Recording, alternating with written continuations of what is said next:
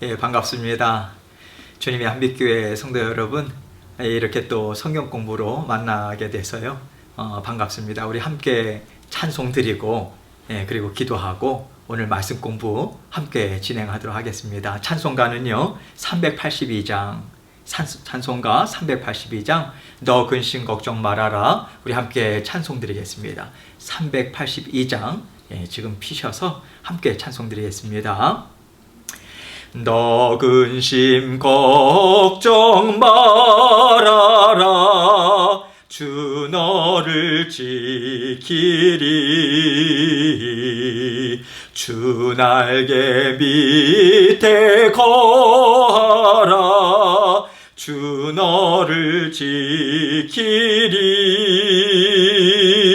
주 너를 지키리.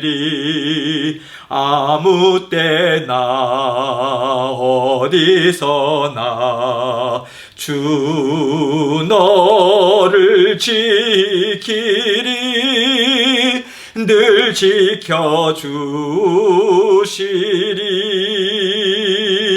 어려워 낙심될 때에 주 너를 지키리. 위험한 일을 당할 때 주 너를 지키리. 주 너를 지키리. 아무 때나 어디서나 주 너를 지키리. 늘 지켜주시리.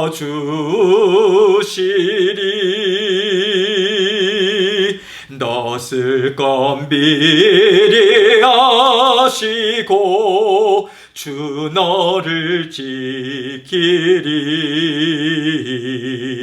구하는 것을 주시며 주 너를 지키리. 주 너를 지키리. 아무 때나 어디서나 주 너를 지키리. 늘 지켜주시리. 어려운 시험 당해도 주 너를 지키리. 구주의 품에 거하라. 주 너를 지키리. 주 너를 지키리. 아무 때나 어디서나 주 너를 지키리. 늘 지켜주시리.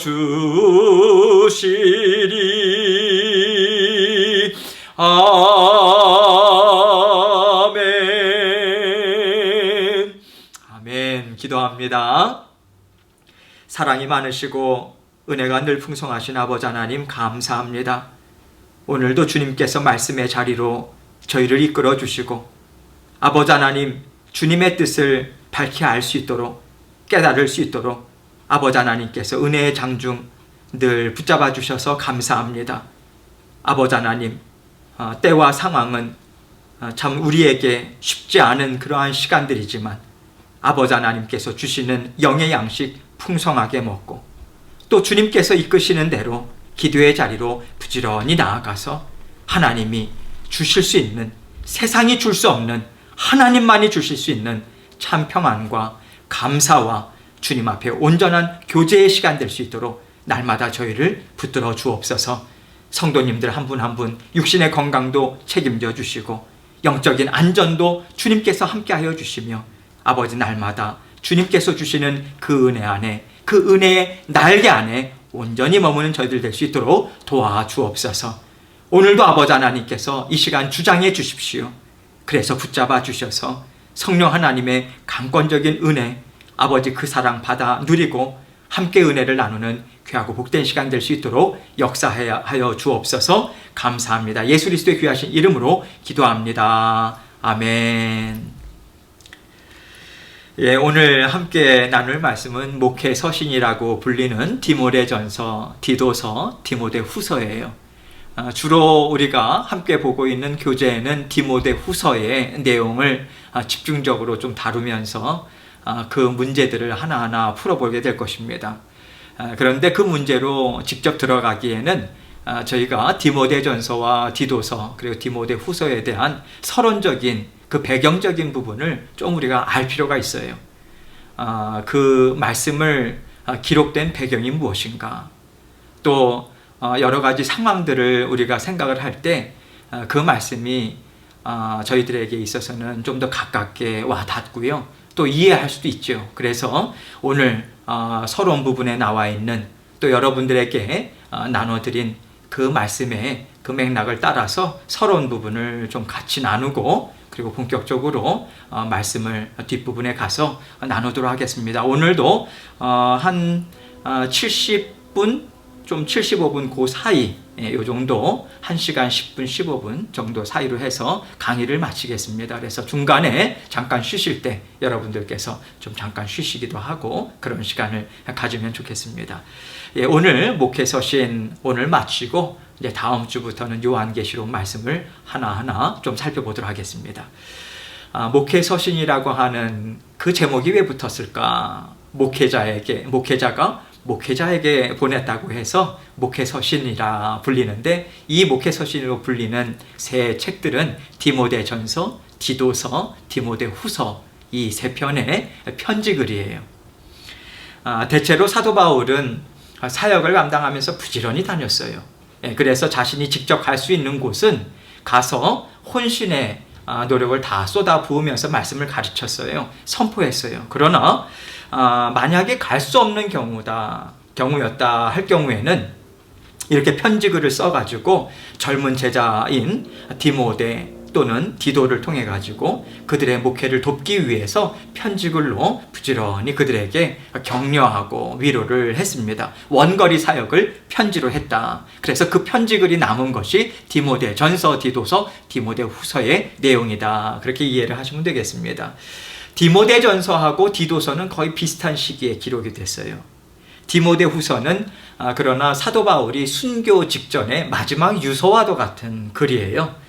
그래서 이런 맥락에서 디모데전서는요, 목회를 돕는 목회 서신에 좀 가까워요. 그러한 성격이 상당히 가까운데, 디모데후서는 사도 바울이 이제 마지막 순교를 당하는 것을 좀 본인이 알게 됩니다. 그래서 자신의 사역을 총결산을 하면서 사랑하는 제자 디모데에게 마지막으로 당부하는 그러한 유언의 글의 성격에 조금 가까워요. 디모데전서를 먼저 좀 살펴보면요, 디모데전서가 기록된 때는 바울이 에베소에서 약 3년 정도 부지런히 제자들을 양육하고 가르치고 나서요, 적어도 약 8년 정도의 시간이 좀 지난 때였어요. 사도행전 28장 말씀을 보면 사도 바울은 로마에 1차로 이제 그 투옥이 되게 돼요. 그 사건 이후에 어느 시점에 디모데전서가 기록이 되었다 학자들마다 그렇게 이야기를 하는데, 이 편지글은 누구에게 보내졌는가? 디모데전서다라고 기록되어 있는 것처럼 디모데에게 보내졌어요. 오늘날의 터키라고 하는 지명은 그 옛날 바울 당시에는 루스드라라고 불리었어요. 디모데는 루스드라라고 하는 지역의 출신이었어요. 디모데의 아버지는 헬라인이었고요, 그 어머니는 유대인이었어요. 유대인이자 그리스도인이었어요. 그래서 디모데는 사도 바울이 에베소에서 몇 년 동안 복음 사역을 감당하고 가르칠 때도 함께 동역했어요. 보좌하고, 또 마게도냐, 고린도, 소아시아 선교여행을 할 때도 줄곧 함께 거의 동행했습니다. 그리고 사도 바울이 예루살렘으로 이제 갈 때, 그리고 로마에 투옥된 때도 줄곧 같이 있었고요. 옥에서 풀려난 후에도 1차로 풀려나고 나서 나중에 또 바울이 로마 감옥에 또 투옥이 되거든요. 그 이후에 순교를 당하게 되는데, 첫 번째로 로마 감옥에서 풀려난 때도 그 후에도 사도 바울과 같이 선교여행을 다녔어요. 디모데 전서의 중심점은 어디에 있는가? 키워드를 하나로 이야기하자면 하나님의 교회다라고 이야기할 수 있습니다. 하나님의 교회. 즉 하나님의 교회에서 어떻게 섬겨야 되는가? 왜냐하면 디모데는 목회자로서의 사역을 하고 있었거든요. 에베소 교회에서요. 그래서 여러분 나눠드린 그 핸드아웃 자료에 디모데전서 3장 14절, 15절 말씀을 제가 읽겠습니다. 여러분 눈으로 따라 읽어주시면 되겠습니다. 아니면 여러분들께서 같이 읽으셔도 돼요. 시작. 내가 속히 내게 가기를 바라나 이것을 내게 쓰는 것은 만일 내가 지체하면 너로 하여금 하나님의 집에서 어떻게 행하여야 할지를 알게 하려 함이니 이 집은 살아계신 하나님의 교회요 진리의 기둥과 터니라. 자, 밑줄 그으세요. 하나님의 집에서 어떻게 행하여야 할지를 알게 하려 함이니 이게 목적이에요. 디모데전서를 기록한 그 주 목적이 이제 하나님의 집을, 하나님의 백성들, 하나님의 나라를 어떻게 잘 주님의 마음으로 다스릴 것인가, 섬겨야 될 것인가, 이것을 알려주고자 이렇게 이제 말씀을 이제 편지글을 보낸 거죠. 바울은요, 선교여행을 하는 중에 마게도냐라고 하는 지역으로 가면서 디모데를 에베소 지역에 남겨뒀어요. 머물게 했어요. 왜냐하면 그 에베소 교회에 다른 교훈이죠. 거짓된 이단들이 있었기 때문이에요. 거짓 선생들이다라고 하는 존재들이 있었어요. 그래서 그들을 막기 위해서 진리의 말씀을 계속해서 가르칠 지도자가 필요했어요. 그래서 디모데를 남겨둔 거예요. 디모데전서 1장 3절로 4절 말씀 보세요. 3절부터 있습니다. 내가 마게도냐로 갈 때에 너를 권하여 에베소에 머물라 한 것은 어떤 사람들을 명하여 다른 교훈들을 가르치지 말며, 자, 어떤 사람들 동그라미 치시고 거짓 교사들, 거짓 선생들, 다른 말로 하면 이단자들이죠. 그들을 명하여 다른 교훈을 가르치지 말며 신화와 끝없는 족보에 몰두하지 말게 하려 함이라. 지난번에도 제가 서신서 잠깐 설명을 드릴 때 그 유대인들 중에서 본인들이 그런 어떤 전통성이라고 할까요? 아브라함의 자손이다. 그러면서 뭐 족보를 자기들 나름대로 만들어가지고 얼마나 그런 유대인임을 자부하고 말입니다. 예수 그리스도의 복음만으로 거듭나는 것임에도 불구하고 그들은 자꾸만 할례를 강조하고 또 알 수 없는 족보도 강조하고 때로는 어떤 사람들은 신화 같은 그러한 말도 안 되는 것들을 가지고 현혹시켰기 때문에 그러한 끝없는 신화와 끝없는 족보에 몰두하게 하지 말게 하려 함이라. 이런 것은 믿음 안에 있는 하나님의 경륜을 이름보다 도리어 변론을 내는 것이라. 쓸데없는 변론이라는 거예요. 알 수 없는 변론을 해봐야 신앙에 도움이 안 된다는 거죠. 그것을 막기 위해서 에베소 교회에 머물게 한 것입니다. 디모데전서 6장 12절 말씀도 보세요. 믿음의 선한 싸움을 싸우라. 영생을 취하라. 이를 위하여 내가 부르심을 받았고 많은 증인 앞에서 선한 증언을 얻었도다. 나중에 좀 설명을 또 드리겠지만 여러분, 사도 바울이 믿음의 선한 싸움을 싸우라. 자, 믿음의 선한 싸움 동그라미 치세요. 사도 바울의 모든 서신서들의 배경, 그 맥락을 따져보자면요, 믿음의 선한 싸움이라고 하는 것은 사실은 불신자들에게 복음을 전하면서 영적인 싸움을 싸운다라고 하는 그 면보다는 교회 안에 그 비진리, 이단들, 그리고 그런 어떤 그 복음에 반하는, 대적하는 그런 비진리와의 싸움이 상당히 처절했어요. 그래서 부지런히 하나님의 말씀을 계속해서 가르친 이유가 거기에 있었던 거예요. 비진리는 진리의 말씀을 가지고 접근을 하고 그 진리의 말씀에 무릎을 꿇게 해야 되거든요. 그래서 믿음의 선한 싸움을 싸우라라고 하는 것은 1차적으로 그 디모데에게 말씀을 가지고 그들을 바로 진리의 말씀으로 가르치고 바른 길로 인도하고 첫 번째 그런 어떤 목회자로서의 그 사명을 감당하라고 이야기를 한 것이고요. 그것이 곧 영생을 취하라. 영생이 우리가 구원받은과 동시에서 취해졌지만, 우린 구원을 받았지만 그 하나님께서 주시는 생명력 있게 살아가기 위해서는 끊임없는 비진리와의 싸움에서 우리는 이겨야 되는 거예요. 하나님의 진리의 말씀으로 우리는 계속해서 덧입힘을 받아야 하는 것입니다. 그 기초를 든든히 쌓고 계속해서 그 진리의 말씀을 행하면서 살아가야 되는 거죠. 그것이 곧 영생을 취하라. 그래서 그러한 그 비진리와 맞서면서 하나님의 몸된 교회를 부지런히 세워나가라. 이게 디모데전서의 키워드예요. 하나님의 집, 그것을 어떻게 섬길 것인가? 다른 게 아니에요. 말씀으로 섬겨라. 그것이 디모데전서의 전체적인 서신서를 아우르는 하나의 키워드고 표현이다 이야기할 수 있겠습니다. 그 다음에 저희가 디도서를 좀 살펴볼게요. 디도서를 보면요, 왜 디모데후서로 바로 가지 않고 왜 디도서를 살펴봐야 하는가? 그 이유는요, 디모데후서는 아까도 말씀드렸죠. 디모데전서를 기록하고 나서 그 이후에 디도도 사도 바울의 제자예요. 그래서 그레데에 있는 교회에 파송을 했습니다. 그래서 디모데후서는 마지막에 순교 직전에 기록한, 순서적으로 보자면 나중에 후에 글이기 때문에 디도서를 먼저 살펴보는 것이 맞아요. 성경에는 디모데 전후서, 그 다음에 디도서가 있는데 순서적으로 보자면 디모데 전서를 읽고 그 다음에 디도서를 읽고 그리고 나서 디모데 후서를 읽는 것이 순서적으로는 좀 맞다 볼 수 있겠습니다. 그래서 이제 디도서는 디모데 전서를 기록하고 나서 이제 기록된 그런 편지글인데, 디도는 헬라인이었어요. 이방인이었죠. 바울은 디도를 뭐라고 표현했냐면 같은 믿음을 따라된 나의 참아들이다, 그렇게 이야기를 했습니다. 다른 말로 하면 복음으로 낳은 아들이다. 디모데하고 좀 비슷하죠. 그 대신 이제 디도는 믿지 않았던, 디모데는 믿음의 가정에서 태어났었고요. 또 디도는 믿지 않았던, 그래서 어느 정도 어느 시기에 바울의 전도를 통해서 신앙을 갖게 된 듯하다. 그 시점은 정확히 몰라요. 어느 한 시점이다.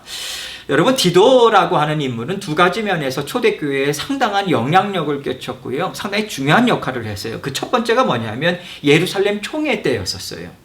예루살렘 총회 때에 많은 그 믿음의 리더들이 왜 모이게 됐냐면, 이방인이죠, 비유대인들에게 그 비유대인 출신들 기독교인들한테 할례를 행해야 되냐 말아야 되냐, 이것으로 엄청난 분쟁이 생겼어요. 교회들마다 아주 혼란스러웠어요. 왜? 할례파 유대인들이 워낙 강하게 이야기를 하다 보니까 예수 그리스도의 복음 플러스 할례를 받아야 된다. 그래야 구원을 받는다. 구원의 조건으로 할례하고 그들의 율법을 지킬 것을 이야기했거든요. 이것이 상당히, 왜냐하면 예수 그리스도의 복음의 그 근간을 흔드는 거였거든요.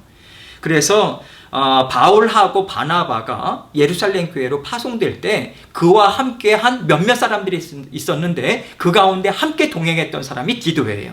그 당시에도 사도 바울과 또 바나바와 그런 어떤 믿음의 리더들 그런 사이에 열심을 다해서 함께 동참을 했던 사람이 디도였었어요. 그리고 두 번째로는 뭐냐면 고린도 교회가 상당히 많은 어려움이 있었어요. 간음의 문제, 또 분쟁의 문제, 당파 싸움, 여러 가지 이런 것들이 많이 있었을 때 그것을 수습하기 위해서 사도 바울이 누구를 보내냐면 디도를 보내요. 왜냐하면 디도는요, 성향이 상당히 강직한 성향을 갖고 있는 리더였어요. 상당히 좀 강했습니다. 그래서 고린도 교회에 처음에 보낼 때는 디도를 좀 보내서 그런 일들을 수습하기 위해서 보냈고요. 고린도 교회에서 그 사역을 잘 감당합니다, 디도가. 그래서 나중에 이 두 가지 예루살렘 총회와 그리고 고린도 교회에서의 역할을 잘 감당했고요. 나중에 로마에서 첫 번째로 풀려나게 된 사도 바울은 디도와 함께 그레데 섬이라고 하는 그곳에 가서 전도한 적이 있었어요.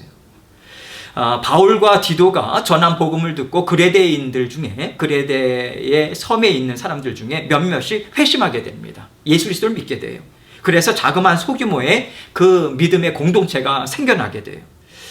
그런데 나중에 바울이 그곳을 떠날 때 디도를 남겨둬요. 왜냐하면 그 그레데라고 하는 곳에 있는 그런 영적인 기반이 상당히 좀 열악했고요. 또 그 교회가 행정적인 어떤 조직도 되어 있지 못하고 또 교회 안에 유대주의적인 성향이 강한 이단들의 가르침들이 이미 그 당시에 여러 사람들이 들어오면서 그러한 것들을 사도 바울이 이제 알게 된 거죠. 그래서 안 되겠다 싶어서 이단들의 가르침, 그것을 근본적으로 부분을 막기 위해서 디도를 그레데 교회에 남겨두고 떠납니다. 그래서 어려운 상황에 있는 교회를 목회하는 디도에게 바울은 디도서를 통해 가지고 목회 사역에 여러 가지 중요한 그런 내용들을 이제 알려주는데요.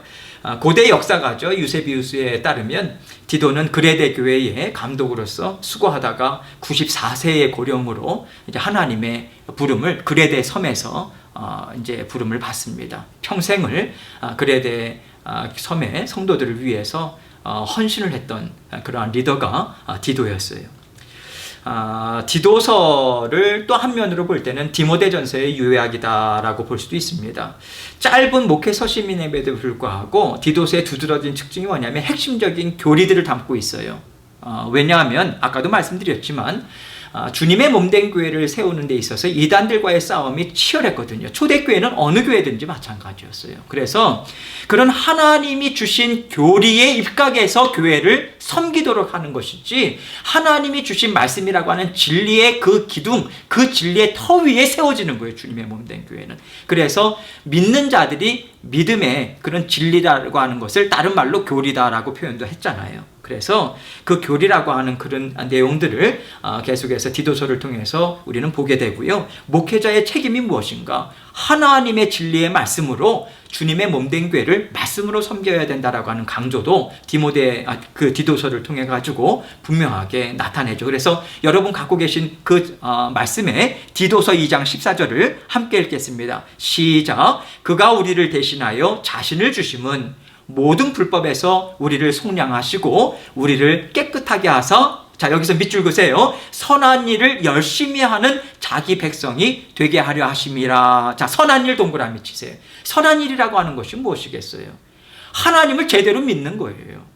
하나님의 말씀을 제대로 깨달아 알아야지 하나님의 뜻을 알거든요. 그게 선한 일이에요. 우리가 개인적으로 생각하는 좋은 일이다, 선한 일이다, 그렇게 판단하는 게 아니라 하나님의 말씀에 입각해서 옳다 하면 선한 일인 거예요. 다른 말로 하나님의 뜻에 맞는, 기뻐하시는 뜻이다. 그래서 선한 일에 열심을 해야지, 하나님의 뜻도 모르고 열심을 내서 교회를 섬긴다라고 하는 것은 오히려 교회를 병들게 하는데 그 앞장설 수 있는 상당히 그러한 가능성이 많이 있는 거죠.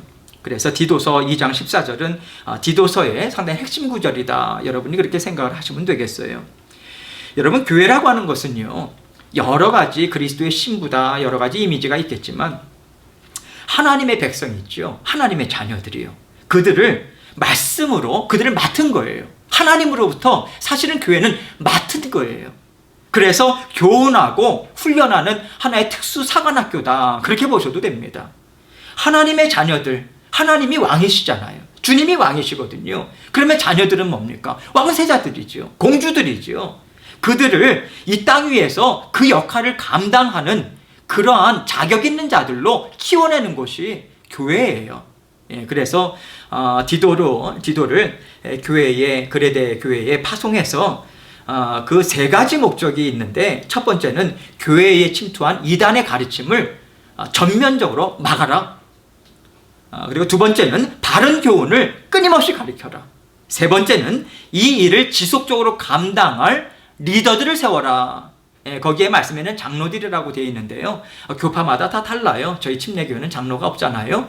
대신 이제 안수 집사님들이다, 또 집사님들이다, 교회 리더들이다, 그렇게 생각하시면 되겠어요. 리더들을 세워야 돼요. 그래서 그 말씀 사역을 계속해서 같이 감당하는 거죠. 그래서 디도서 1장 10절로 11절 말씀 보세요. 같이 읽습니다. 시작. 불순종하고 헛된 말을 하며 속이는 자가 많은 중 할례파 가운데 특히 그러하니 그들의 입을 막을 것이라. 이런 자들이 더러운 이득을 취하려고 마땅하지 아니한 것을 가르쳐 가정들을 온통 무너뜨리는도다. 여러분, 이단적인 가르침이나 잘못된 가르침은 한 개인만 무너뜨리는 게 아니에요. 가정을 무너뜨려요. 가정만 무너뜨립니까? 사회를 무너뜨려요. 사회만 무너뜨립니까? 아니요, 국가를 무너뜨려요. 그런 의미에 있어서 이 디도서 말씀 1장 10절로 11절 말씀은요, 나중에 제가 문제를 풀면서 설명을 더 드릴게요. 그때 중복되기 때문에 여기에서는 그 구절만 읽고요. 2장 14절 조금 아까 읽었죠. 그가 우리를 대신하여, 여기 그가 누굽니까? 예수 그리스도를 지칭하죠. 대신하여 자신을 주심은 모든 불법에서 우리를 속량하시고 우리를 깨끗하게 하사 선한 일을 열심히 하는 자기 백성이 되게 하려 하심이라. 자, 마지막으로 디도서 1장 5절로 6절 읽습니다. 시작. 내가 너를 그레데에 남겨둔 이유는 남은 일을 정리하고 내가 명한 대로 각 성의 장로들을 세우게 하려 함이니. 리더들이라고 그랬죠. 장로들이라고 하는 것은 말씀을 가르치는 그러한 교회를 섬기는 리더들. 6절. 책망할 것이 없고 한 아내의 남편이며 방탕하다는 비난을 받거나 불순종하는 일이 없는 믿는 자녀들을 둔 자라야 할지니라. 물론 여기에 교회 리더의 그런 역할들에 대해서나 자격에 대해서는 다른 서신서들에도 여러 군데에서 나옵니다. 그런 부분들은 또 나중에 다룰 수 있을 때 말씀들을 다루고요. 여기서는 이제 그레데 교회에 왜 디도를 남겨두게 되었는가, 이 설명을 하고 있죠. 디도서에 대한 서론 부분은 이 정도까지만 말씀을 드리고요. 이제 디모데 후서에 대한 서론적인 부분을 말씀을 드릴게요. 여러분, 디도서 3장 12절 말씀을 보면요, 거기에 있는 말씀을 한번 보세요. 내가 아데마나 두기고를 내게 보내리니 그때에 내가 급히 니고볼리로 내게 오라. 내가 거기서 겨울을 지내기로 작정하였노라. 자, 두기고 동그라미 치세요. 두기고는 사도행전 20장 4절에 나오는 그러한 인물이에요. 바울의 제자들 중에 이제 한 사람이었고요. 첫 번 옷중 생활 때 에베소서, 그리고 골로새서, 빌레몬서를 기록하게 되잖아요. 그거를 가지고 오네시모와 함께 소아시아를 방문한 적이 있었던 사람이 두기고라고 하는 인물이에요. 이제 아데마라고 하는 인물은 정확히 설명이 나와 있질 않아요. 아데마나 두기고 둘 다 바울의 제자들이었겠죠. 그래서 디도에게 이제 내게 보내리니 그때에 너가 그때 급히 니고볼리, 여기에 이제 겨울을 나기로 했기 때문에 사도 바울에게 급히 와라. 보고 싶은 거예요. 바울에게 있어서는 디도나 디모데는 뭐라 그럴까요? 제자들 이상이죠. 정말 항상 그리워했던 그런 믿음의 동역자다. 그래서 속히 좀 와서 같이 좀 믿음의 교제를 좀 힘을 줬으면 좋겠다. 그런 사도 바울의 심정도 담겨 있어요. 바울이 순교한 때가 약 AD 67년 정도였었어요. 아마도 AD 66년, 그러니까 순교하기 한 1년 정도 전에 가을 정도에 이 편지 디모데 후서를 기록했다라고 학자들마다 이야기하는데요. 이때는 이제 바울은 사실은 처음에 로마에서 연금이 될 때는 감옥이 아니라 가택연금을 받았었어요.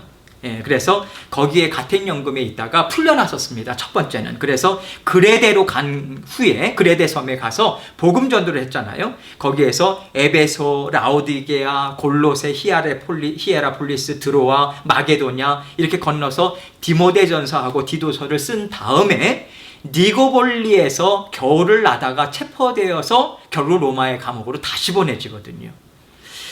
그래서 이 감옥에서 디모데후서를 쓰게 되는데 이때는 바울이 순교하기 약 1년 정도 전에, 1년도 채 남지 않은 그런 직전에 있었던 때였는데 로마의 마메틴이라고 하는 감옥에 갇혀 있었어요. 2차로 투옥이 됩니다. 그곳에서 오랜 시간 동안에 감옥 생활을 해요. 나중에는 사도 바울은 알아차려요. 여기서 풀려날 가능성이 없겠구나.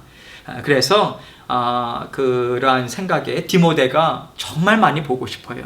그래서 그에게 디모데 후서에 해당하는 편지를 보내게 되면서 나중에 너가 이 편지를 받거든 급히 로마로 좀 와라. 디모데는 그 당시의 여행이 뭐 비행기가 있습니까? 배를 한번 타면 수개월 걸리고 그럼에도 불구하고 사도 바울에게 가요. 그 믿음의 동역자로서의 끈끈한 정이라든지 그런 어떤 동역하는 사람들로서의 충성스러움이 상당히 강하게 보이는 그러한 모습들을 우리가 볼 수 있습니다. 그래서 여러분, 사도 바울의 유언과도 같은 편지다 제가 말씀드렸죠. 그래서 디모데후서 4장 6절 말씀 보면요, 전제와 같이 내가 벌써 부어지고 나의 떠날 시각이 가까웠도다. 전제라고 하는 건 나중에 이 말씀도 제가 디모데후서 말씀을 함께 설명을 하면서 말씀을 드릴게요. 이 말씀은 쉽게 얘기하자면 내가 순교할 때가 얼마 남지 않았다, 마지막 때가 얼마 남지 않았다, 이것을 생각을 하고 이 글을 이렇게 표현을 한 것이고요. 또 디모데후서 2장 17절로 18절 말씀 보면 그들의 말은, 이 그들의 말이라고 하는 게 거짓 교사들이거든요. 아까도 말씀드렸죠. 이단자들하고 얼마나 치열한 싸움을 싸우는지. 디도도 마찬가지였고 디모데도 마찬가지였고, 오늘날 모든 믿음의 성도들에게 있어서 이단적인 가르침이 얼마나 횡행한지 모릅니다. 뭐 신천지뿐만이 아니에요, 여러분. 그래서 그러한 그들의 말은 악성 종양이 퍼져나간 같은데 그 중에 후메네오와 빌레도가 있느니라. 진리에 관하여는 그들이 그릇되었도다. 부활이 이미 지나갔다 하므로 어떤 사람들의 믿음을 무너뜨리느니라. 그래서 이따가도 제가 이 설명을 드릴게요. 그런 이단적인 사상들, 그런 것들을 판을 치는 그러한 때 가운데 지금 디모데가 지금 사역을 감당하고 있고요. 그런 의미에 있어서 디모데후서 1장 15절에 아시아에 있는 모든 사람이 나를 버린 이 일을 내가 안 하니 그 중에 부겔로와 허모게네도 있느니라.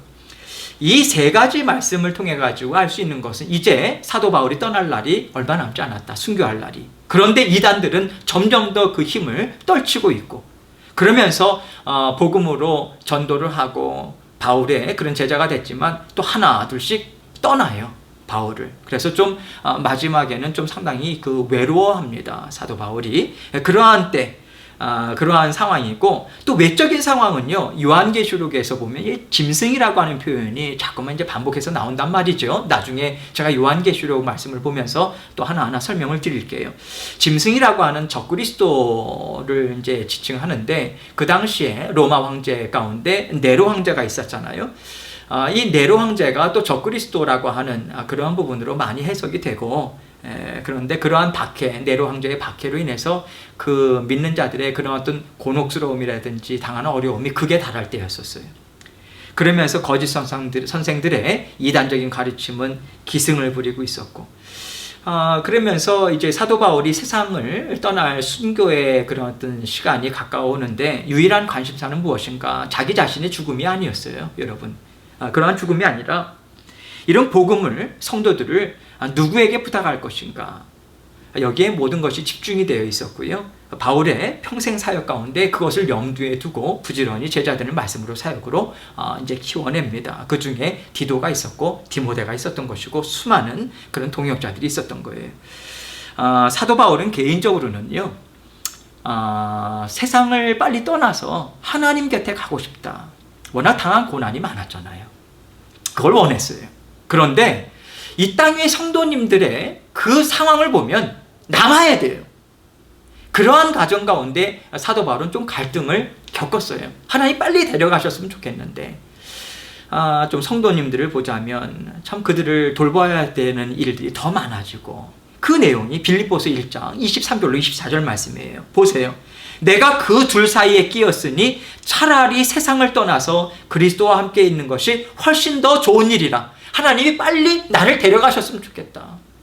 그래서 주님과 함께 그냥 영원히 참 평안 가운데 살고 싶다. 그것이 원하는 거지만 그 뒤에 보세요. 그렇게 하고 싶으나 24절 내가 육신으로 있는 것이 너희를 위하여 더 유익하리라. 이렇게 이야기하거든요.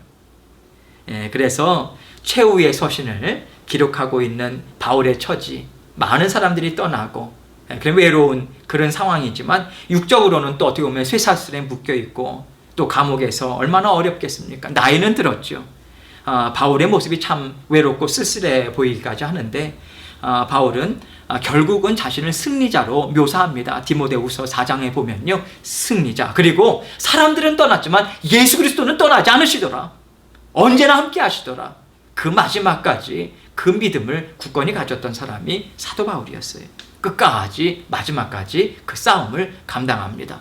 여러분, 우리가 이제 디모데 전서 또 디도서, 디모데 후서라고 하는 서신의 그런 어떤 서론적인 부분을 말씀을 같이 나눴고요. 이제부터 하나하나 문제를 풀어갈 때는 디모데 후서 말씀을 좀 중심으로 해서 말씀을 좀 설명을 드리기 원하는데, 여기에 말씀에 계속돼서 반복되는 게 나라고 하는 인물이 나오고, 너라고 하는 인물이 나오고, 우리라고 하는 인물과 그들이라고 하는 인물, 이런 단어들이 계속해서 반복이 돼서 나와요. 나라고 하는 것은 사도 바울을 이야기하죠. 너라고 하는 것은 디도나 아니면 디모데를 지칭합니다.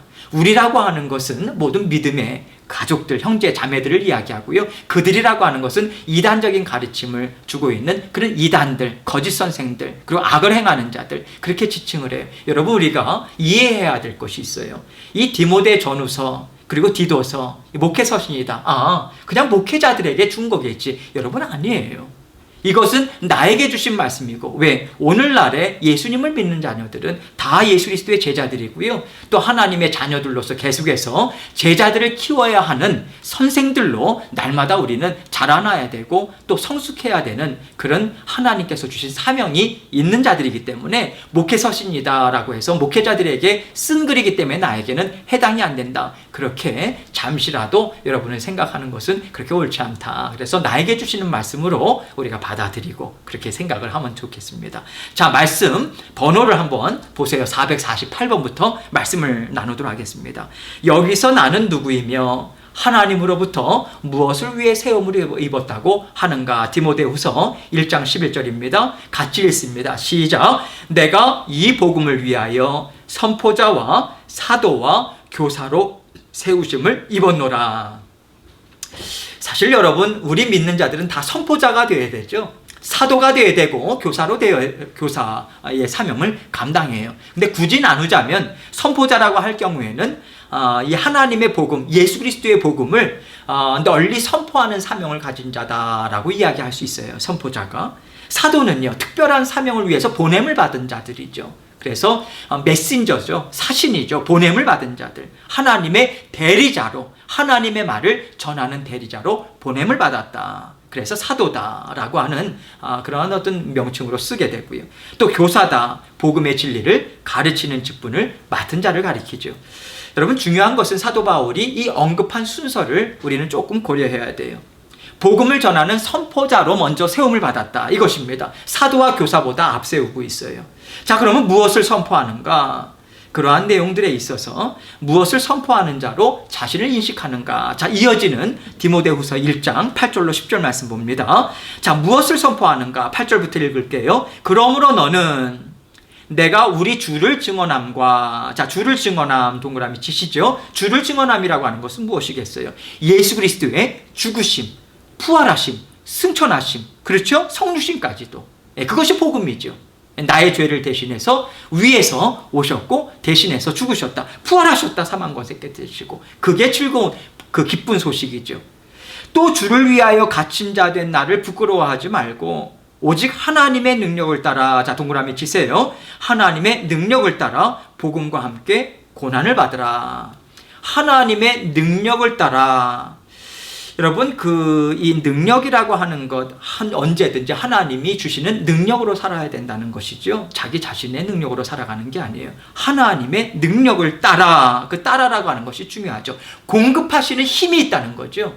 하나님의 능력, 그것을 따라서 그것을 공급받고 고난에 동참할 수 있는 것도 내 스스로 되는 것이 아니에요. 무슨 힘이 있어서 되겠어요? 고난에 동참하는 것도 하나님이 주시는 힘이 있어야만 우리가 고난에 동참해서 하나님이 원하시는 귀한 열매를 거기서 얻을 수 있는 거예요. 사람의 힘으로 안 되는 거예요. 그래서 복음과 함께 고난을 받으라라고 하는 것은요, 사실은 좀 쉽게 이야기하자면 복음을 위해서 나와 함께 고난을 받으라, 그 이야기죠. 예수 그리스도의 말씀을 대적하는 세상 아닙니까? 그러니까 복음을 증거하는 것 자체, 그것을 살아내는 것 자체가 고난을 자초하는 것이나 마찬가지죠.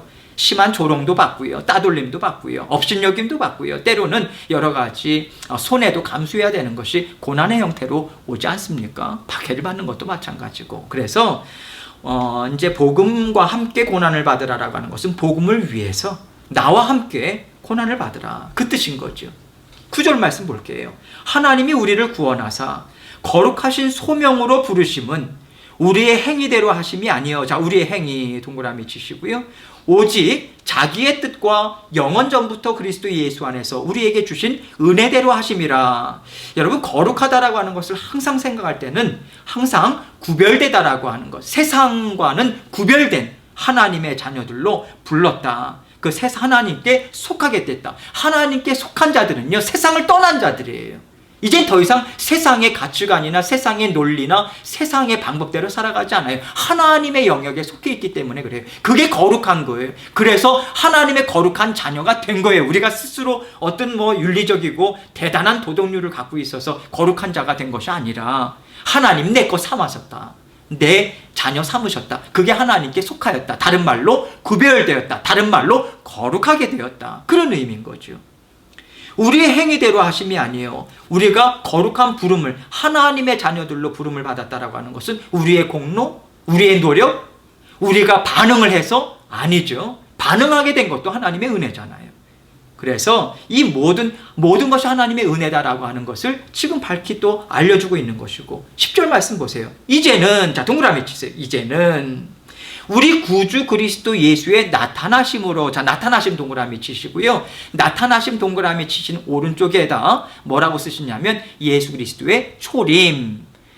여기서 나타나심이라고 하는 것은 다른 말씀들을 이렇게 보면요, 재림이라고 하는 그런 어감을 갖고 쓴 글들이 참 많은데, 여기서는 1차적으로 예수님의 초림, 성육신하심인 것을 이야기합니다. 나타나심으로 말미암아 나타났으니 그는 사망을 패하시고, 자, 예수 그리스도께서 사망을 패하시고, 왜요? 예수 그리스도께서 십자가 대속의 죽으셨잖아요.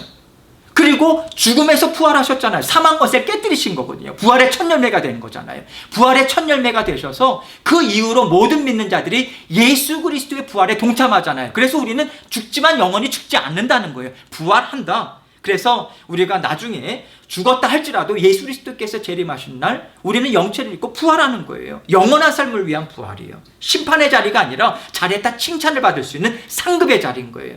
그래서 여기 사망을 패하시고 복음으로써 생명과 썩지 아니할 것을 드러내신지라. 자, 복음이라고 하는 것 아까도 말씀드렸죠. 복음이라고 하는 건 뭐 장황하게 설명할 거 없어요. 예수 그리스도께서 나를 위해서 죽으셨다. 사망 것에 깨뜨리시고 부활하셨다. 하나님의 아들로 분명하게 선포하는 승천하셨다. 이거죠. 예, 그래서 그리고 끝까지 지금도 나를 돌보고 계신다. 그래서 이 생명과 썩지 아니할 것, 이것은 썩지 않을 생명이다. 영생을 가리킵니다. 동그라미 치세요. 생명과 썩지 아니할 것을 드러내신지라. 무엇을 드러내신 거예요? 영생이 있음을 드러내신 거예요. 영원한 생명이에요. 복음으로써. 예수 그리스도의 복음이 아니라면 우리가 어떻게 영생을 취해요? 영생 못 취하잖아요. 그래서 그러한 생명과 썩지 않을 것으로 나타나셨다. 예, 그래서 예수 그리스도의 재림할 때, 예수 그리스도께서 재림하실 때 모든 믿는 자녀들은 썩지 아니할 부활의 몸으로 다시 우리는 덧입힘을 받는 거예요. 요한복음 1장 18절 볼게요. 본래 하나님을 본 사람이 없으되, 자, 하나님을 본 사람이 없으되, 밑줄 그으세요. 요건 문자적으로 조금 이게 이야기를 하자면 결코 보이신 적이 없는 하나님이다, 이런 의미예요. 결코 보이신 적이 없는 하나님. 당연하죠. 하나님을 본 사람은 없죠. 물론 모세나 하나님을 대면하고 이렇게 보기도 하고 하지만 하나님 얼굴이나 이런 것들을 본 사람은 없어요, 인류 가운데. 그러나 아버지 품속에 있는 독생하신 하나님이 나타내셨느니라, 이렇게 되어 있죠. 아버지 품속에 있느니라고 하는 것은요, 하나님과의 아주 친밀한, 그런 하나님과의 친밀한 관계, 이것을 나타내는 말이에요. 그래서 요한복음 1장 1절 말씀 보면 뭐라고 되어 있냐면, 이 말씀이 하나님과 함께 계셨으니, 이 말씀하고 동일한 맥락이에요.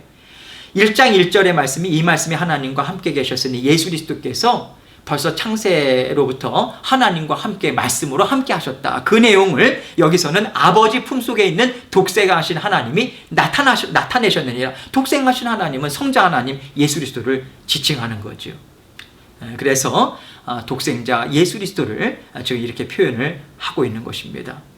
디모데전서 2장 5절로 7절 말씀 보겠습니다. 하나님은 한 분이시요 또 하나님과 사람 사이의 중보자도 한 분이시니 곧 사람이신 그리스도 예수라 하자. 곧 사람이신 동그라미 치세요. 중보자 거기도 동그라미 치세요.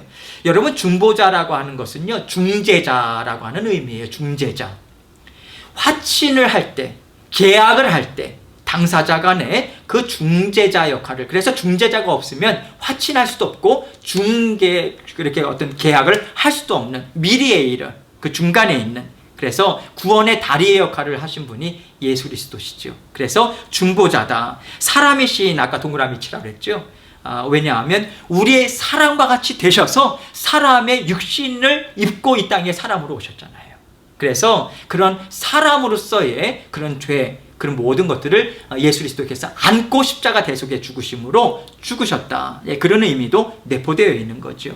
6절 말씀 봅니다. 그가 모든 사람을 위하여 자기를 대속물로 주셨으니 기약이 이르러 주신 증거니라. 대속물 동그라미 치시고요. 대속물이라고 하는 것은 예전에도 말씀드렸죠. 속량이라고 하는 그런 의미죠. 노예나 죄수, 몸값을 대신 지불한 그러한 대속물이다.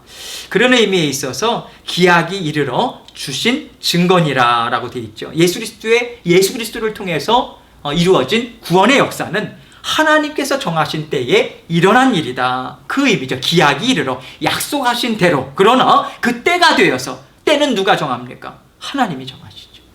하나님이 정하신 때에 오신 거예요. 하나님의 정하신 때는 완전해요. 그래서 그것을 예수님 지금 말씀하시는 것이고요. 7절 말씀 보면 이를 위하여 내가 전파하는 자와 사도로 세움을 입은 것은 참말이요 거짓말이 아니니 믿음과 진리 안에서 내가 이방인의 스승이 되었노라. 이방인의 스승 동그라미 치시죠. 여러분, 예수님께서 사도 베드로는 유대인들에게 복음을 계속해서 증거할 수 있는 제자들을 끊임없이 계속해서 이제 보냈고, 베드로도 유대인들, 이스라엘 사람들을 위해서 보냄을 받은 자다 그렇게 인식을 했지만, 사도 바울은 이방인을 위한 사도로 부름을 받았어요. 그래서 이방인의 스승이 되었다라고 하는 것은 다른 말로 이방인의 사도로 부름을 받았다. 그런데 왜 이 이야기를 하냐면 참말이요 거짓이 아니다. 사도 바울이 복음을 계속해서 진리를 증거하는데 방해를 하기 위해서는 사도 바울의 사도성, 사도의 그런 권한이 있냐, 이런 근본적인 것으로 치는 거예요. 사탄이 자꾸만 그걸 가지고 계속해서 공격을 하는 거죠. 그래서 때로는 외모 가지고 또 트집을 잡고, 때로는 어눌한 발음 가지고도 트집을 잡고, 어떤 경우는 시력이 안 좋은 거 가지고도 트집을 잡고, 사도 바울은 계속해서 그런 공격을 받았죠. 그럼에도 불구하고 이제 누그러지지 않냐고 계속해서 복음을 증거했던 사람이었죠. 449번을 봅니다. 다음 구절에서 나는 누구이며 무엇이라고 고백하고 있는가? 디모데후서 4장 6절로 8절 요것만 잠깐 보고 그리고 나서 잠깐 쉴게요. 디모데후서 4장 6절로 8절 봅니다. 바울은 이제 죽음을 앞두었기 때문에 자신의 직무를요 이제 계승할 디모데에게 주어진 사역에 이제 충실해라, 그것을 이제 권면하고자 해요. 6절 말씀 볼게요. 전제와 같이 내가 벌써 부어지고 나의 떠날 시각이 가까웠도다. 아까 제가 설명을 드린다고 했죠. 전제라고 하는 것은 drink offering이다 라고 되어 있는 건데, 이게 뭐냐면 제단에 올려진 제물 위에 마지막에 붓는 제주, 이제 마지막 제사의 한 형태예요. 제주, 이제 제사를, 이제 포도주를 이제 딱 붓죠. 그것을 의미하죠. 그래서 이 마지막으로 붓는 이것은 희생제사의 마지막 의식입니다. 그래서 이것을 표현을 통해서 사도 바울이 이제 순교의 현장에서 이제 하나님의 부름을 받을 날이 얼마 남지 않았다, 그것을 이야기하면서 전제와 같이 내가 벌써 부어지고 나의 떠날 시각이 가까웠도다 이렇게 이야기하죠. 여러분, 여기에서 떠날이라고 하는 것에 동그라미 치세요. 이 떠날이라고 하는 헬라어는요 원어적인 의미가 뭐냐면 풀어놓는, 걷어치우는, 이 두 가지 의미예요. 풀어놓는이라고 하는 의미는 뭐냐면 선원이요 이제 배를 바다로 출항시키기 위해서 정박해 놓은 배에 로프를 푸는 거예요. 그래서 이제 떠나야 되는 것이고, 또 조금 아까 걷어치우는 이라고 하는 것은 의미가 있다라고 말씀드렸죠. 나그네가 이제 새로운 길을 가기 위해서 묵었던 그런 장막을 걷는 거예요.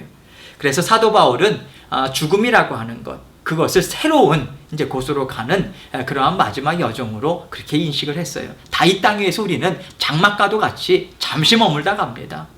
오랜 세월 동안 살 수 있는 것 같지만 그렇지 않아요. 잠시 머물다가 우리는 영원히 거할 초소가 따로 있는 거예요. 그래서 이 땅 위에 있는 것으로 우리는 연연하지 않습니다. 우리는 언제나 그것을 인식하면서 살아야 되죠. 그것을 인식하면서 마지막 때를 살아야 돼요. 세상 것이 아닌 하나님 것에 집중을 해서 우리는 살아야 합니다. 사도 바울이 지금 이렇게 떠날 기약이 가까웠도다. 이제 장막을 거둘 때가 되었다. 이 고백과 마찬가지인 거죠. 7절 말씀 보세요. 나는 선한 싸움을 싸우고 나의 달려갈 길을 마치고 믿음을 지켰으니. 자, 달려갈 길 동그라미 치세요. 원어적인 의미가 뭐냐면 마라톤 경기에 있어서의 경기 코스를 얘기해요. 시작점이 있고 마지막 점이 있어요. 그게 경주 코스예요. 그래서 경주 코스가 이미 경주가 시작되면 쉴 수 없어요. 계속해서 전진하는 거예요. 이것은 사도 바울에게 맡겨진 그 사명을 비유한 거예요. 자신에게 맡겨진 달려갈 길을 지금까지 부지런히 달렸다. 포기하지 않고 달렸다는 게 중요한 거예요. 승리를 했다 그것보다는 포기하지 않고 계속해서 지금까지 달려왔다. 그래서 믿음을 지켰다라고 하는 것이 이 원어상의 의미가 뭐냐면 군인이 상관에게 충성을 바치는 것에 어감이 담겨져 있는 것이 믿음을 지켰다. 악조건 속에서도 예수 그리스도에 대한 신뢰를 저버리지 않았다. 그 믿음을 지켰다. 그래서 8절 보세요.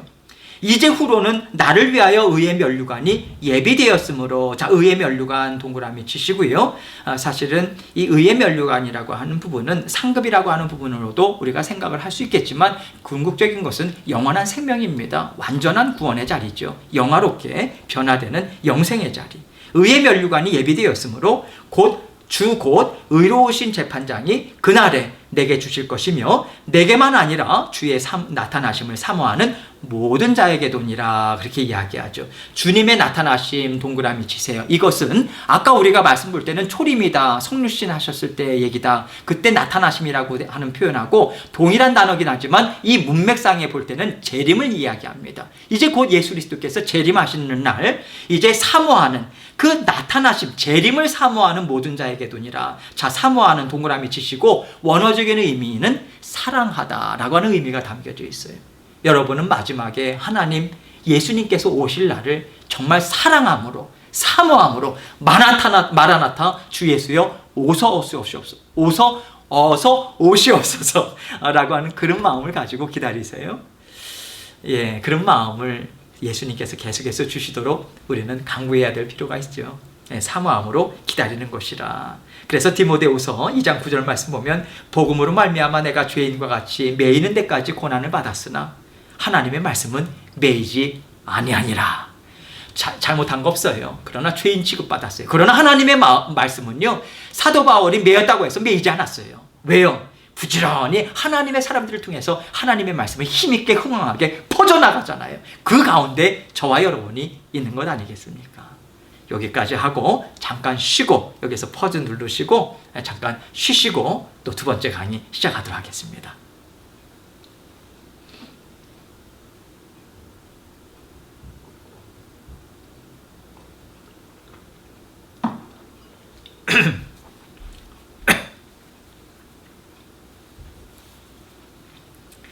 두 번째 강의 시작하도록 하겠습니다.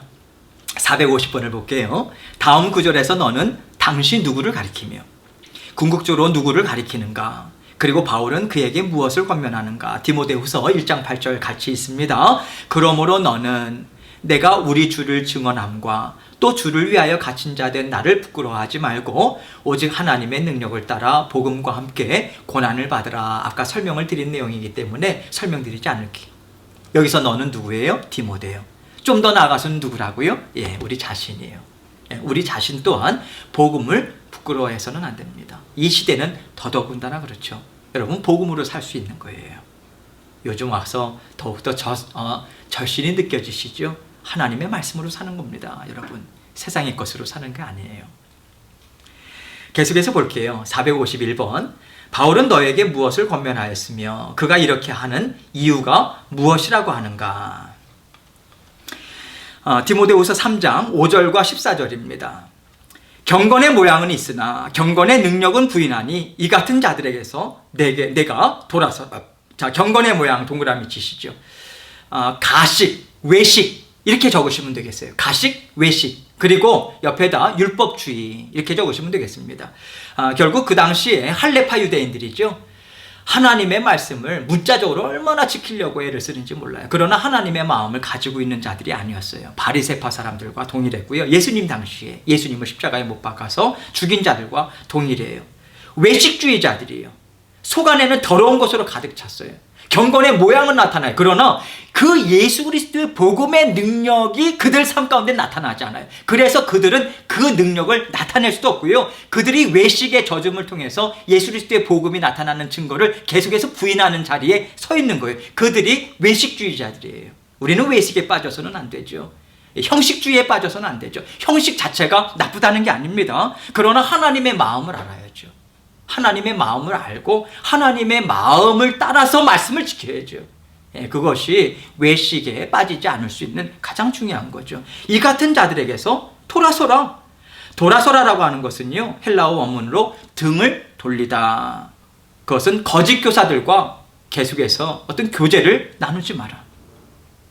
그래서 디모데가 한 걸음 더 나아가서 교제를 나누지 마라라고 하는 것도 있고요. 디모데에게 이 권면을 이야기한 것은 너가 그러한 자들이 교회에 침투하지 못하도록 부지런히 진리의 말씀을 가르쳐서 그들 가운데 분별력을 갖게 해서 그들이 들어올 수 있는 여지를 만들지 말라. 좀 더 나아가서 이 내용이 이 말씀에 뜻이 담겨져 있는 것이 지금 5절 말씀인 거예요. 14절 볼게요. 그러나 너는 배우고 확신한 일에 거하라. 자, 배우고 확신한 일 무엇입니까? 복음을 배우고, 자, 배우다 동그라미 치세요. 여러분, 제가 말씀드렸죠. 하나님의 말씀은 배워야 되는 거예요. 끊임없이 배워야 돼. 학습해야 되는 거예요. 배우는 일에, 배우고 확신한 일에 거하라. 거하라라고 하는 부분, 너는 내가 누구에게서 배운 것을 알며, 자, 거하라.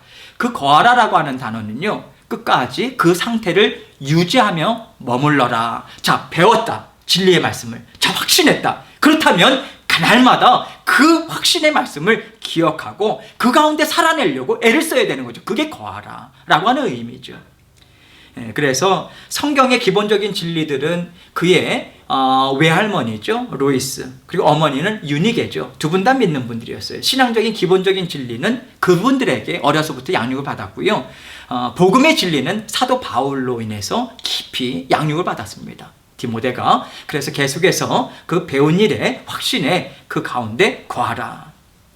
여러분들도 말씀을 이렇게 계속해서 배우고 하나님께서, 성령님께서 계속해서 깨우쳐 주실 거예요. 기억나게 하시고 그 가운데 날마다 그 말씀이 기억을 해서 그 말씀을 기억해서 살아내는 것, 그게 거하는 거예요. 실천하는 거예요.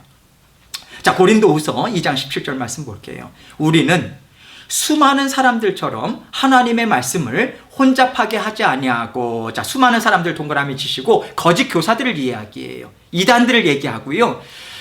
또 한편으로는 어떤 말씀의 의미가 있냐면 말씀을 자꾸만 타협하는 거 있죠. 세상 사람들과 세상의 가치관과 타협하는 것을 지칭해요. 말씀을 혼잡하게 한다는 것. 이 혼잡하게 한다라고 하는 단어의 뜻이 뭐냐면 포도주를 희석시키다, 이 어감이 있어요. 이 뜻이 있어요. 포도주에 물을, 양을 많이 타는 거예요.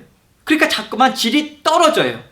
낮은 질의 그 포도주를 판매하면서 과도한 이익을 얻는 행위를 가리키는 것이 혼잡하게 하다라고 하는 그 단어에 담기는 의미예요. 무슨 말이냐면 거짓 전도자들, 또 거짓 교사들이 사람의 귀에 들리기에 좋은 것들을 자꾸만 얘기하고 복음하고 타협하는 거예요. 세상하고. 왜? 자꾸만 복음 그대로를 증거하면 그들이 듣기 싫어하잖아요. 듣기 좋은 말로 자꾸만 타협해요. 하나님이 하지 말라 하시는 것이나 하라라고 하는 것을 강한 어조로 이야기하지 않아요. 자꾸만 사람들 귀에 좋게 자꾸만 바꿔요. 변형시켜요. 그걸 혼잡하게 한다는 거예요.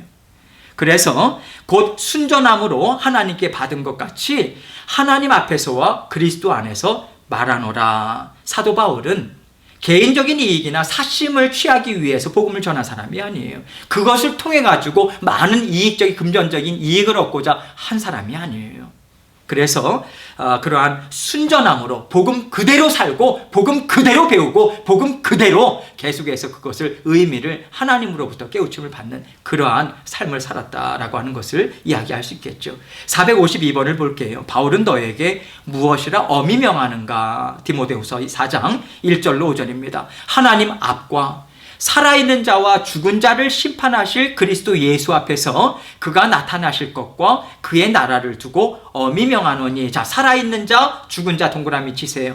예수 그리스도를 살아있는 자와 죽은 자를 심판하실 자로 묘사합니다. 여기 살아있는 자라고 하는 것은 뒤에 그가 나타나실 것이라고 하는 것은 예수 그리스도의 재림을 얘기해요. 재림. 그래서 예수 그리스도께서 나타나실 때에 살아있는 자들도 있을 거예요. 그러나 이미 예수 그리스도께서 재림하시기 전에 죽은 자들도 있을 것입니다.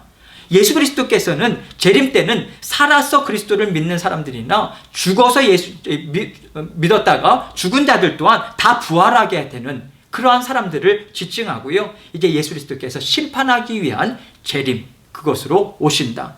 그래서 그가 나타나실 것과 그의 나라를 두고 엄히 명하노니. 그 예수 그리스도가 지금 이 세상을 하나님의 말씀으로 다스리고 계시잖아요. 그 권능, 그것을 두고 엄히 명한다. 거기에 예수 그리스도가 주신 그 권위를 가지고 지금 사도 바울이 권한다, 명한다, 이런 내용이죠. 2절 말씀 봅니다. 너는 말씀을 전파하라, 동그라미 치시고 선포하라. 예, 그래서 이 전파하라라고 하는 부분에 전파하라. 그 뒤에 보세요. 때를 얻든지 못 얻든지 항상 힘쓰라. 자, 때를 얻든지 못 얻든지 동그라미 치시죠. 이 의미는 뭐냐면 너가 말씀을 전하고 싶든지 그렇지 않던지 간에 그런 의미예요. 너가 복음을 증거하고 싶은지 아니면 아는지 그거에 상관없이 복음을 증거해라. 그래서 여기에는요, 군인이 언제 어떠한 상황에서도 주어진 임무를 수행하라, 이 어감이 담겨져 있는 게, 때를 얻든지 못 얻든지. 군인이 싸우고 싶다고 해서 싸우고 싸우기 싫다고 해가지고 안 싸우는 게 아니잖아요. 언제든지 싸워야 돼요. 위기 상황이 오면. 마찬가지예요. 그래서 늘 수행하기 위한 준비를 해라, 그 내용이죠. 힘쓰라. 힘쓰라라고 하는 것은 끈질기게 권면해라, 권고해라, 격려해라, 이거죠. 말씀을 선포하고 때를 얻든지 못 얻든지 말씀을 통해서 권면해라. 그러면서 범사의 오래 참음과 가르침으로 경책하며. 자, 오래 참음 동그라미 치시죠. 여러분, 오래 참음이라고 하는 것은 우리 가운데, 우리 교회도 부지런히 이제 교사분들도 세우고 또 여러분들도 말씀을 배우게 되면 자녀들을 말씀으로 양육하잖아요. 가르칠 때 가장 어려운 게 뭡니까? 오래 참는 거예요. 근데 오래 참는 것은 하나님께서, 하나님의 속성 중에 하나고요. 또 우리에게 맺혀주시는 성령님이 주시는 성령의 또 은사 열매 중에 한 가지입니다. 이것을 우리에게 주세요. 왜 그렇습니까? 여러분, 말씀은 끊임없이 계속해서 가르치고요. 또 그 가운데 그 말씀을 본성적으로 죄된 성향을 갖고 있는 자들은 복음을 그대로 받아들이기 참 어려워하거든요. 그래서 오래 참아야 돼요. 그래서 오래 참음과 가르침으로 경책하며. 경책한다는 것은 좀 경고도 하고, 그러나 무엇보다도 경책하는 것이 우선이 아니에요. 오래 참음과 가르치는 거예요. 그래서 비진리에 있는 자들, 복음을 대적하는 자들을 먼저 오래 참음과 가르침을 가지고 진리를 계속해서 먼저 가르쳐야 한다. 경책하는 게 우선이 아니다. 그래서 책망하고 심판하는 게 우선이 아니라 먼저 오래 참음으로 가르쳐라. 그래서 여러분, 오래 참음과 가르침이라고 하는 것은 근본적으로 말씀을 가르치고 살아낸다는 것은 성령님을 의지하지 않고서는 안 돼요, 여러분. 끊임없이 계속해서 성령님을 의지해야 하는 그 말씀도 담겨져 있는 거죠. 3절 말씀 봅니다. 때가 이르리니 사람이 바른 교훈을 받지 아니하며. 자, 때가 이르리니 동그라미 치시고 마지막 말세의 때다, 그렇게 적어두시면 좀 이해하기가 쉬워요. 때가 이르니 사람이 바른 교훈을 받지 아니하며. 바른 교훈이라고 하는 것은 하나님의 말씀의 진리를 가리킵니다. 그리스도를 통해서 주어진 복음의 진리를 가리켜요. 그래서 그것을 받지 아니하며라고 하는 의미는 견디지 못하는 것을 이야기합니다. 이 받지 않는다라고 하는 것은 그냥 안 받는다는 게 아니라 이 견디지를 못해요. 그래서 의도적으로 거부하는 거예요. 그냥 싫어요. 그래서 계속해서 거부하는 것을 이야기합니다. 마지막 때는 그러하다는 거예요. 사람들의 마음 상태도 그렇고 심령 상태가. 귀가 가려워서 자기의 사욕을 따를 스승을 많이 두고, 중요한 것은 믿음의 공동체 가운데 이 말씀을 주고 있다는 거예요. 세상 사람들이 아니라 믿음의 공동체 가운데 죽어 있다는 거예요. 믿음의 공동체 가운데서도 바른 교훈을 받지 아니하는, 싫어하는 그런 심령들이 계속해서 있을 것이고, 귀가 가려워서 자기의 사욕을 따를 스승을 많이 둔다. 이것이 무엇입니까? 그냥 원리 원칙적으로 복음을 전하는 것을 원하는 게 아니라 나에게 필요한 것들 그냥 복받는다는 얘기만 해. 그냥 그런 내용들이요. 그냥 죄다, 심판이다, 지옥이다 그런 얘기 하지 말라고. 이런 부분들이 있죠. 그래서 자기 귀에, 그리고 자기 마음에 평안함을 주는 그러한 위로의 말만 해달라고 하는 그런 어떤 마지막 때의 어떤 그 믿음의 공동체의 상황이라고 할까요? 이런 부분들을 분명하게 지금 이야기를 하고 있는 거예요. 그래서 4절 말씀 보세요. 또 그의 귀를 진리에서 돌이켜 허탄한 이야기를 따르리라. 자, 허탄한 이야기 동그라미 치시고요. 세상의 진리가 아닌 그런 세상의 비진리, 그러한 내용들을 이야기해요. 허탄한 말들이 얼마나 많습니까? 헛된 이야기들, 그 구원과 전혀 관계가 없는 이야기들, 헛된 이야기죠. 허탄한 이야기를 따르리라. 이 따른다라고 하는 것은요, 바른 길에서 이미 이탈한 것을 이야기합니다. 이탈하고 적극적으로 복음이 아닌 그들의 개인적인 듣고자 하는 것들만, 듣고 싶어 하는 것들만 따르고자 하는 경향, 이것이 말세 때의 그런 어떤 성향이다. 우리는 그러한 부분들을 부지런히 우리를 돌아보면서 우리가 개인을 살펴야 되겠죠. 나에게는 그런 것이 없을까?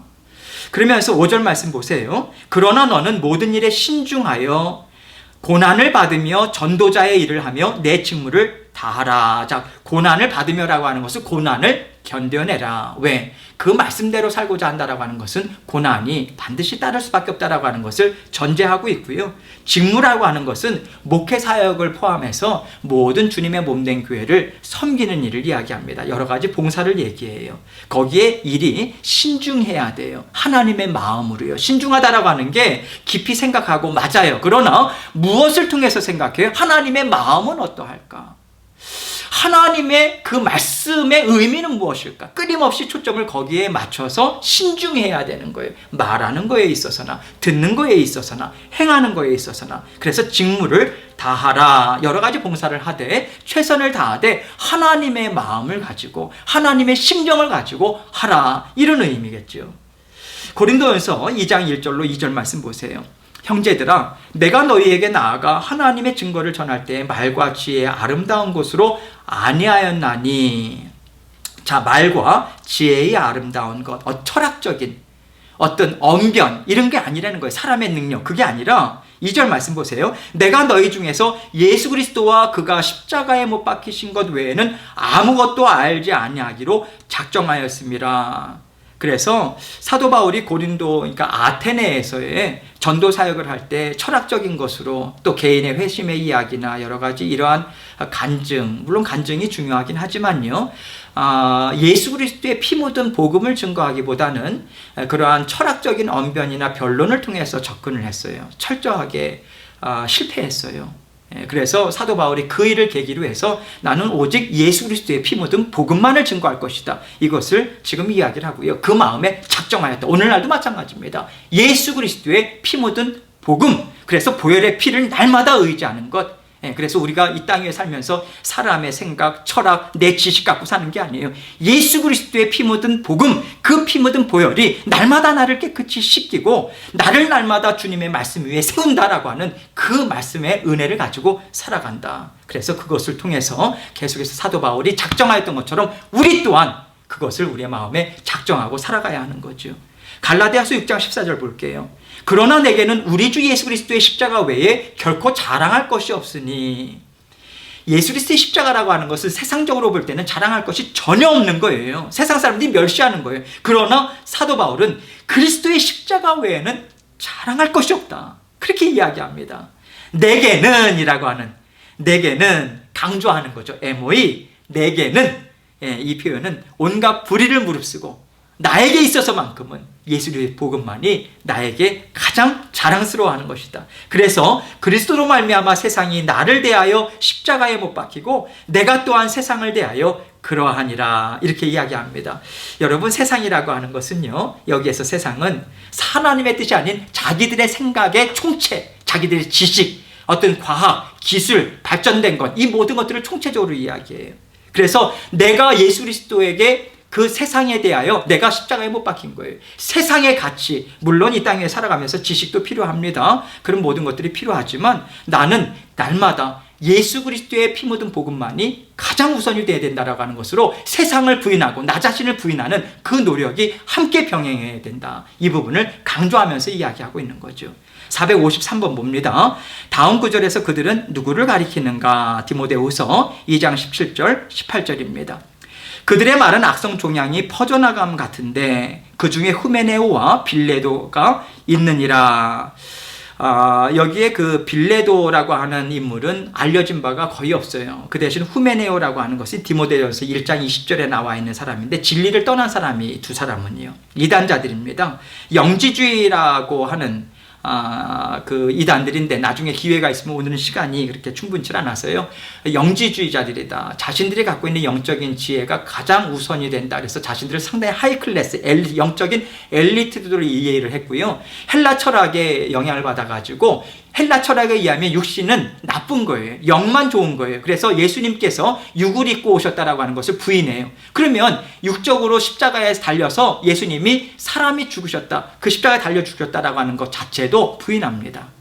그래서 상당히 큰 초대교회의 그러한 어떤 그 이단으로서의 상당히 이제 좋지 않은 영향을 끼쳤던 영지주의자들이었어요. 그 가운데 한 사람들이었습니다. 그래서 그러한 부분에 있어서 18절에 진리에 관하여는 그들이 그릇되었도다. 부활이 이미 지나갔다 하므로 어떤 사람들의 믿음을 무너뜨리느니라. 그래서 예수 그리스도의 육체 부활, 그것을 부인하고 영적인 부활만 있었다. 이런 게, 왜냐하면 그들은 자기들이 갖고 있는 철학에 하나님의 신앙을 껴맞추는 거예요. 거기에 복종시켜야 되는데 이해가 안 되더라도 그걸 역으로 한 거죠. 그래서 그들의 철학, 그런 사상에 예수 그리스도의 말씀, 하나님의 말씀을 껴맞추다 보니까 이단 사상이 이제 나오게 된 것이죠. 454번을 봅니다. 바울은 그들이 누구에게 사로잡혀 있다고 말하는가? 주님께서는 당시 종교 지도자들을 무엇이라 부르며 책망하셨는가? 디모데후서 2장 25절로 26절 봅니다. 거역하는 자를 온유함으로 훈계할지니. 자, 거역하는 자, 이것은 거역하는 자라고 하는 것은 이단에 빠진 자라고 하는 그런 의미보다는요, 계속해서 잘못된 교리에 빠져 있어서 신앙이 미숙한 거예요. 그러나 그들에게 있어서는 훈계할 만한 그런 여진이 있는 거죠. 그래서 훈계할지니, 심판이나 정죄가 아니라 진리의 길에 들어서도록 건면해라, 타일러라, 그 내용입니다. 혹 하나님이 그들에게 회개함을 주사 진리를 얻게 하실까 하며, 자, 회개함이라고 하는 것은 단순히 죄를 뉘우친다, 후회한다, 그거 아니에요. 그 이상이에요. 사상이나 인격의 근본적인 전환, 그 완전히 새로움으로 변화되는 거죠. 그들로 깨어라고 하는 것은 맑은 정신으로 회복하다라는 의미입니다. 영적으로 회복되는, 그래서 맑은 정신을 깨우치는 거죠. 마귀의 올무에서 벗어나 하나님께 사로잡힌 바 되어 그 뜻을 따르게 하실까 함이라. 그래서 이 사로잡힌 바 되어라고 하는 말씀이 상당히 좀 재미있는 단어예요. 왜냐하면 그 사냥에 사용하는 그런 동사입니다. 야생동물을 산채로 포획하는 거예요. 그래서 이단에 빠진 그런 잘못된 그릇된 길로 간 자들은요, 마치 야생동물들처럼 이렇게 막 그 제어하기 어려운, 그래서 포획하는 거예요. 산채로 포획해서 그들 아주 그런 예수 그리스도의 복음으로 다시 가르치는, 그러면서 돌이키고 아주 순한 양처럼 변화시키는 그런 말씀들이 이제 담겨져 있는 내용이 이 말씀인 거예요. 그렇게 하나님께서 역사하실 수도 있으니 너희는 복음을 계속해서 그들에게 훈계하고 그 노력을 다하라는 거죠. 마태복음 23장 29절로 33절에 보면요, 화 있을진저 외식하는 서기관들과 바리새인들이요, 너희는 선지자들의 무덤을 만들고 의인들의 비석을 꾸미며 이르되, 이 일들을 참 많이 했어요, 유대인들은요. 그래서 성전에 바친 돈까지도 사용했어요. 왜냐하면 추앙받은 사람들이 영웅화해가지고요, 그들을 섬기고 말입니다. 유대교의 전통적인 관습이었어요.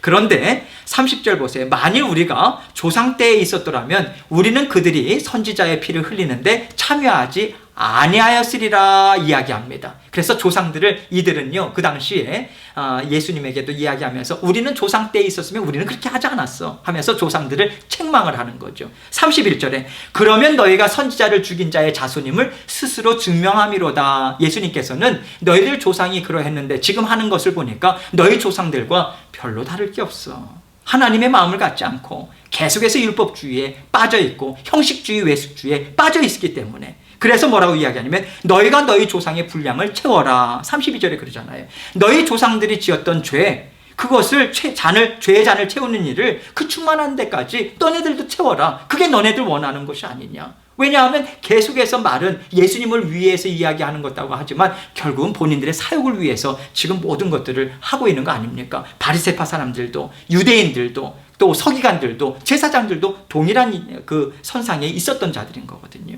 그래서 33절에 뱀들아 독사의 새끼들아 너희가 어떻게 지옥의 판결을 피하겠느냐. 하나님의 말씀을 계속해서 대적을 하다 보니까 오랜 옛뱀, 사탄의 그런 어떤 수하에 있는 자들처럼 너희들도 독사의 자식들아 어떻게 지옥의 판결을 피하겠느냐. 계속해서 심판을 피할 수 없음을 강조하면서 말씀하고 있는 거죠.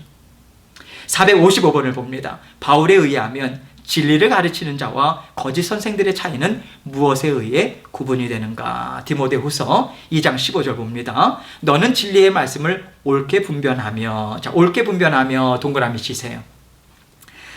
옳게 분별하며라고 하는 단어는 바르게 자르다라고 하는 의미입니다. 이것은 뭐냐면 숙련된 기능공이 연장을 사용하는 거예요. 연장을 잘 사용해서 아주 똑바로 잘 잘라요. 이것은 무엇을 의미하냐면 하나님의 말씀을 바르게 분석하는 거예요. 그래서 이단, 거짓, 교리 그런 것들에 단호히 대처할 수 있도록 아주 바르게 하나님의 말씀에 정통해서 잘 하나님의 말씀이 마음이 드러나는 그 말씀. 그래서 옳게 분별하면 무엇을요? 진리의 말씀. 진리의 말씀은 하나님의 말씀이라고 말씀드렸죠.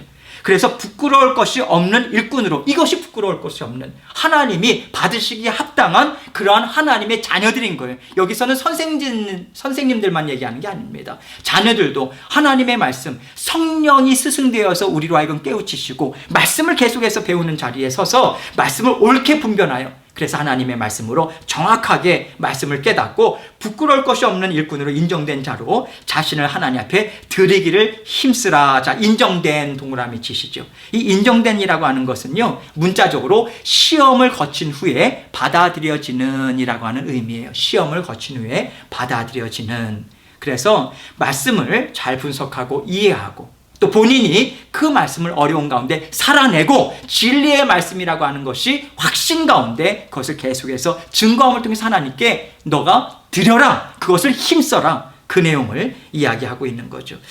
여러분, 오늘 이제 그 말씀을 목회 서신을 다 못 끝낼 것 같아요. 제가 지금 한 2페이지 남았는데 이것을 그냥 급하게 끝내는 것보다는 좀 다음 주에 이어서 하더라도 좀 양해해 주시고, 제가 시간을 좀 잘 안배를 못했던 것 같아요. 나중에 조금 남기고 제가 좀 설명을 드리면서 자연스럽게 다음 주에 시작할 때 이 뒷부분을 한 다음에 요한계시록을 좀 진행을 할게요. 누가복음 6장 26절 말씀 봅니다. 모든 사람이 너희를 칭찬하면 화가 있도다, 이거죠. 여러분, 이제 거짓 교사들도 마찬가지고 사람들 하나님의 칭찬을 들어야 되는데 자꾸만 사람들의 칭찬에 귀를 기울였어요. 그래서 그들의 조상들이 거짓 선지자들에게 이와 같이 하였느니라. 그들의 조상이라고 하는 것을요, 예를 들자면 북이스라엘의 아합 당시에도 거짓 선지자들이 얼마나 많았는지 모릅니다. 그리고 예레미야 참 선지자가 사역을 할 때도 거짓 선지자들이 얼마나 많았는지 몰라요. 그들의 공통적인 거짓 선지자들의 특징이 무엇이었습니까? 하나님의 말씀을 그대로 예언하지 않아요. 그대로 전달하지 않아요. 자꾸만 사람들이 듣기 좋은 것으로 바꿔버려요. 그래서 분명히 예레미야를 통해서 너희들이 하나님 앞에 돌아오라, 그러면서 바벨론에 항복하라, 그러한 메시지를 주는데 거짓 선지자들은 무슨 소리냐? 하나님의 나라를 감히 누가, 하나님의 성전이 예루살렘 성전이 있는데, 그러면서 거짓 예언을 자꾸만 사람들의 위안을 준답시고 그렇게 했거든요. 그래서 에레미야서 5장 30절로 31절 보세요. 이 땅에 무섭고 놀라운 일이 있도다. 선지자들은 거짓을 예언하며 제사장들은 자기 권력으로 다스리며 내 백성은 그것을 좋게 여기니 마지막에는 너희가 어찌하려느냐라고 이야기를 하죠. 그러면서 에레미야서 38장 3절로 4절 말씀 보면 여호와께서 이와 같이 말씀하시니라. 이 성이 반드시 바벨론의 왕의 군대의 손에 넘어가리니 그가 차지하리라 하셨다 하는지라. 이것이 하나님께서 예레미야를 통해 가지고 주신 메시지였어요. 빨리 항복하고 살아나라. 그래서 하나님께로 다시 돌아오는 그 길로 나아가라고 하는데 4절 말씀 보세요. 이에 그 고관들이 왕께 아뢰되 이스라엘의 남유다의 그런 그 리더들을 얘기해요. 정치 리더들이요. 고관들이 왕께 아뢰되 이 사람 에레미야를 얘기하죠. 백성의 평안을 구하지 아니하고 재난을 구하노니 청하건대 이 사람을 죽이소서. 그가 이같이 말하여 이성에 남은 군사의 손과 모든 백성의 손을 약하게 하나이다. 그래서 에레미야를 사형에 처하라. 그렇게 이야기합니다. 여러분 오늘은 여기까지 할 텐데요. 여러분 마지막 때가 가까우면 가까울수록 하나님의 말씀의 진리에 굳건히 서야 합니다. 하나님의 말씀은 영의 양식이기도 하고요. 우리로 하여금 성령님께서 계속해서 분별할 수 있는 자리로 나아가게 합니다. 말씀으로 이 시대 가운데 우리가 어떻게 살아야 하는가, 주의 몸된 교회를 어떻게 섬겨야 하는가 같이 고민하고 하나님이 주신 마음으로 주님의 몸된 교회를 계속해서 힘있게 또 세워나가는 저와 여러분이 되시길 주님의 이름으로 축원합니다. 남은 부분은 다음 주에 계속 이어서 456번부터 진행을 하도록 하겠습니다. 감사합니다. 잘 지내시고요.